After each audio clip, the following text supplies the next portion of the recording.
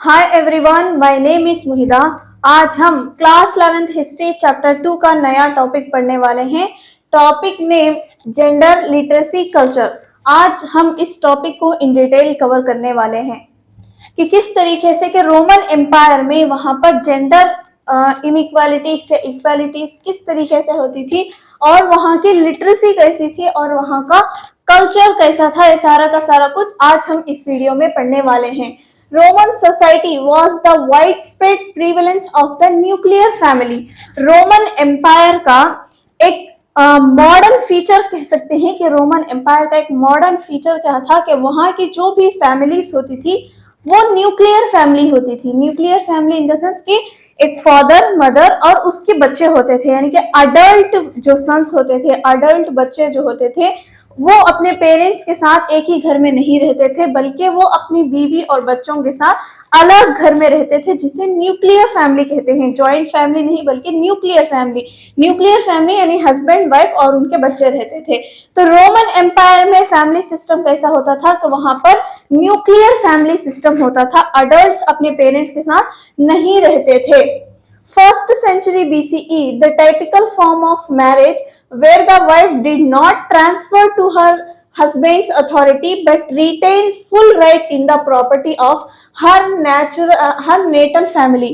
और जो first century BCE से क्या हुआ कि वहां पर एक टिपिकल मैरिज होने लगी। Typical marriage in the sense के वहां पर जो भी शादियां होती थी, जो लड़की होती थी, यानी कि जो वाइफ होती थी, वो अपने हस्बैंड्स की जो भी प्रॉपर्टी होती थी उसमें उसकी कोई भी अथॉरिटी नहीं होती थी, लेकिन उसका राइट क्या होता था, बरकरार रहता था authority, but retain full right. उसका जो भी राइट होता था वो बरकरार होता था। कहाँ बरकरार होता था? In the property of her natal family. उसकी जो माइका यानी उसकी जो फादर की प्रॉपर्टी होती थी, उसकी फादर की प्रॉपर्टी में उसका जो हक होता था वो बरकरार होता था। और वहां की जो भी औरतें होती थी वो कोई भी प्रॉपर्टी की ओनर, कोई भी प्रॉपर्टी इन द सेंस कि जब उसकी शादी होती थी, जो उसका बाप उसे दहेज देता था तो वो दहेज उसके मैरिज के लिए होता था। लेकिन जैसे ही उसके फादर की डेथ हो जाती थी, जो फादर की प्रॉपर्टी होती थी उस प्रॉपर्टी पर उसकी बेटी क्या करती थी, उस इंडिपेंडेंट उस प्रॉपर्टी की ओनर बन जाती थी। इस तरीके से जो भी मैरिड कपल होता था उनकी एक फाइनेंशियल एंटिटी नहीं होती थी, बल्कि उनकी दो फाइनेंशियल एंटिटी होती थी। एक तो हस्बैंड की खुद की प्रॉपर्टी होती थी जो कि एक फाइनेंशियल एंटिटी होती थी, और दूसरी जो कि इसकी बीवी होती थी तो वो अपने साथ दौरे भी लाती थी और क्या करती थी, अपना जो भी फादर की प्रॉपर्टी होती थी, फादर के डेथ के बाद वो उस प्रॉपर्टी की इंडिपेंडेंट ओनर हुआ करती थी।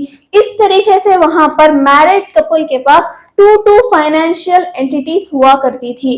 और वहां की जो औरतें होती थी वो क्या करती थी, प्रॉपर्टी के ओनरशिप के जो लीगल राइट्स होते थे कि एक औरत किसी भी प्रॉपर्टी को ओन कर सकती है, उस पर इंडिपेंडेंट ओनर बन सकती थी। तो इस तरीके से जो भी लीगल राइट्स होते थे वो रोमन एम्पायर में वो उस दौर में वहां की औरतें इंजॉय करती थी। Divorce was relatively easy. और वहां पर यानी कि रोमन एम्पायर में जब भी कोई कपल चाहता था कि वो शादी को तोड़ दे तो वहां के जो डाइवोर्स होते थे कॉम्प्लिकेटेड नहीं होते थे बल्कि इजी होते थे।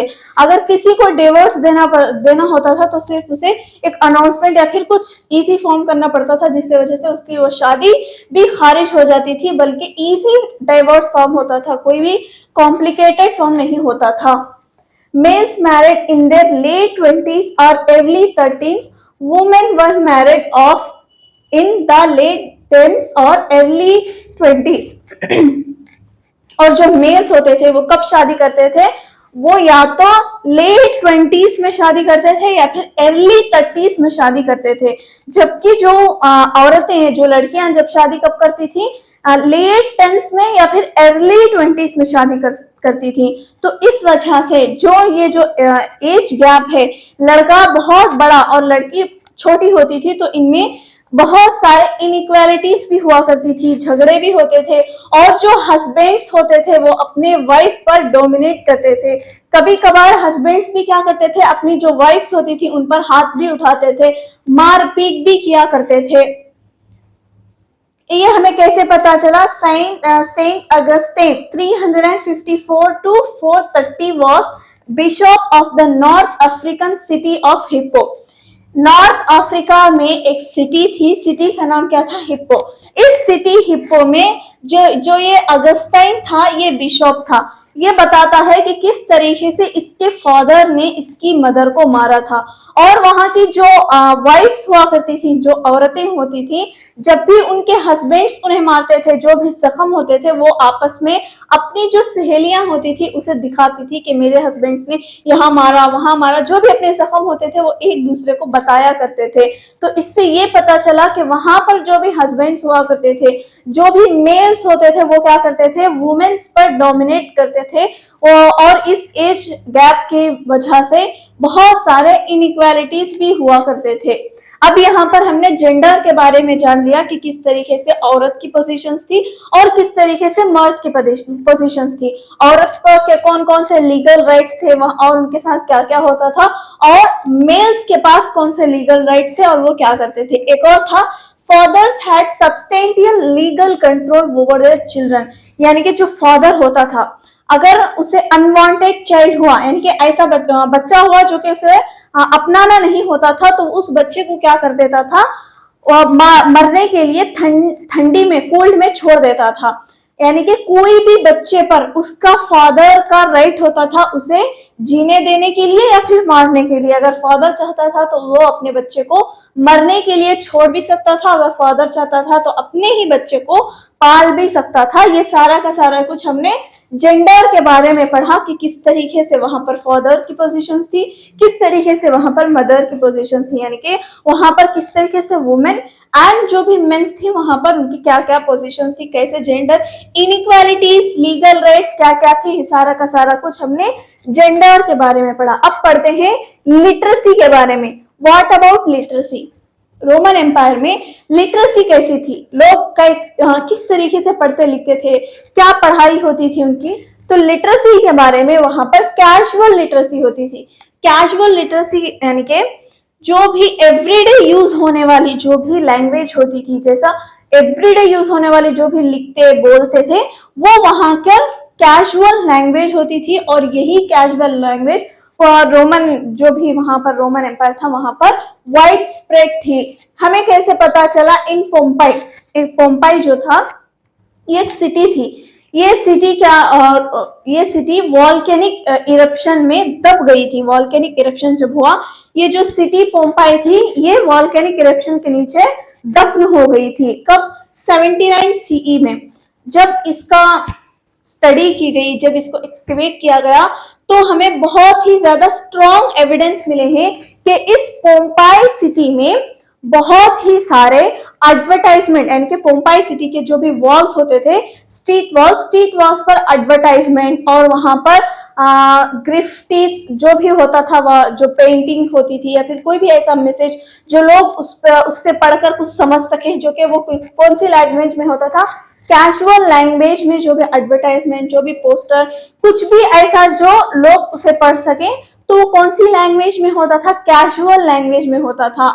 जब इसके हमें पोम्पाई सिटी के सब स्ट्रॉन्ग एविडेंस में तो पता चला कि वहां की जो भी लिटरेसी होती थी वो कैजुअल लिटरेसी होती थी। इसके बरअक्स in Egypt where hundreds of papyri survive, और जो इजिप्ट था, इजिप्ट यानी कि नॉर्थ अफ्रीका में जो इजिप्ट कंट्री है, वहां पर बहुत ही ज्यादा पेपेरीज सर्वाइव हुई। पेपेरीज क्या है? जो नाइल रिवर है, नाइल रिवर के पास बहुत सारे रीड प्लांट की तरह बहुत सारे प्लांट्स को उगाया जाता था, और उस प्लांट की प्रोसेसिंग करके इस पेपरीज को बनाया जाता था, जिस पर प्रोफेशनल स्क्राइब्स क्या करते थे? बहुत ही ज्यादा कॉन्ट्रैक्ट्स, अकाउंट्स जो भी वो लिख सकते थे, इस पेपरीज पर लिखते थे। और इसी पेपरीज की स्टडी करके भी हमें बहुत सारा कुछ रोमन एम्पायर के बारे में पता चला। Literacy was widespread among certain categories such as soldiers, army officer and state managers. और जो लिटरेसी थी जो कि वाइड स्प्रेड थी, एक सर्टेन कैटेगरीज के पास वाइड स्प्रेड थी। वो कौन कौन से कैटेगरीज थी? एक तो सोल्जर्स, दूसरा army officer and state managers. इन लोगों के पास जो लिटरेसी थी वो वाइड स्प्रेड थी। व्हाट अबाउट कल्चर, तो वहां का कल्चर कैसा था। जेंडर के बारे में पढ़ लिया, लिटरेसी के बारे में पढ़ लिया, अब कल्चर, वहां का कल्चर कैसा था। तो कल्चर, रोमन एम्पायर में जो कल्चर था वो डाइवर्स कल्चर था, वास्ट डाइवर्स कल्चर था, जो कि रिफ्लेक्ट करता है, क्या चीज रिफ्लेक्ट करता है, रिफ्लेक्ट इन मेनी वेव्स, बहुत ही ज्यादा वेव्स में, बहुत सारे वेव्स में वो डाइवर्स कल्चर रिफ्लेक्ट करता था, एंड मेनी लेवल्स, और बहुत ही ज्यादा लेवल्स में कल्चर क्या करता था, रिफ्लेक्ट करता था। कैसे कि वहां के लोग किस तरीके से कपड़े पहनते थे, कौन सी लैंग्वेज बोलते थे, कि कौन सा फूड खाया करते थे, किस तरीके से सेटल्स होते थे, ये जो उनका वास्ट डाइवर्स कल्चर्स था, इन्हीं बहुत सारे वेव्स और इन्हीं बहुत सारे लेवल्स में रिफ्लेक्ट करता था। और Aramaic was the dominant language group of the near east, और जो ये अरेमिक लैंग्वेज थी, ये लैंग्वेज कहां पर डोमिनेट थी, यूफ्रेट रिवर के वेस्ट साइड, जो कि क्या है, नियर ईस्ट है, नियर ईस्ट यूफ्रेट के वेस्ट साइड में अरेमिक लैंग्वेज डोमिनेंट थी। कैप्टिक वाज स्पोकन इन इजिप्ट, और जो इजिप्ट थी वहां पर कोप्टिक लैंग्वेज को बोला जाने लगा। प्यूनिक एंड बर्बर इन द नॉर्थ अफ्रीका, और इस टू लैंग्वेजेस को, जो कि प्यूनिक एंड बर्बर थी, वो नॉर्थ अफ्रीका में बोली जाने लगी। तो इससे पता ही चलता है कि अलग अलग जगह पर अलग अलग लैंग्वेजेस को बोला करते थे। यही तो है कि डाइवर्स कल्चर था, अलग अलग लैंग्वेज थे, अलग अलग फूड सिस्टम था, अलग अलग ड्रेसिंग स्टाइल था, अलग अलग लिविंग सिस्टम था। तो यही उनका क्या है, vast diverse system, vast diverse cultures था, जो कि बहुत सारे वेव्स, बहुत सारे लेवल्स को रिफ्लेक्ट करता था।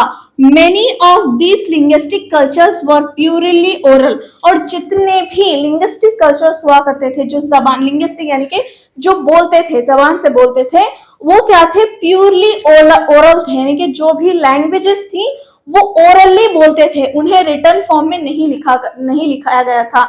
जो अर्मेनियन जो लैंग्वेज थी, ये जो अर्मेनियन लैंग्वेज थी, ये लेट 5th सेंचुरी में इस लैंग्वेज को लिखा जाने लगा। इससे पहले जो ये लैंग्वेजेस हुआ करते थे वो प्यूरली ओरल हुआ करते थे। और जो बाइबल था, बाइबल का ट्रांसलेट को इस लैंग्वेज में किया गया, कोप्टिक लैंग्वेज को, बाइबल को क्या किया, इस लैंग्वेज में ट्रांसलेट किया गया। कब, मिडिल ऑफ 3rd सेंचुरी में। तो ये सारा का सारा कुछ हमने कल्चर के बारे में पढ़ा कि अलग अलग जगहों पर अलग अलग समय में बहुत ही ज्यादा लैंग्वेजेस बोले जाने लगी, और वहां पर क्या था, लिटरेसी, कैजुअल लिटरेसी थी, और वहां पर जेंडर इनइक्वालिटीज हुआ करती थी एज की वजह से, और वहां पर जो भी औरतें होती थी वो अपने कोई भी प्रॉपर्टी को ओनिंग राइट हुआ करते थे, कोई भी प्रॉपर्टी की ओनरशिप बन सकती थी, और वहां पर डाइवोर्स बहुत ही ज्यादा इजी हुआ करते थे, वहां पर बहुत ही ज्यादा टिपिकल फॉर्म ऑफ मैरिजेस हुआ करती थी। ये सारा का सारा कुछ आज हमने इस वीडियो में पढ़ लिया है। Thank you very much.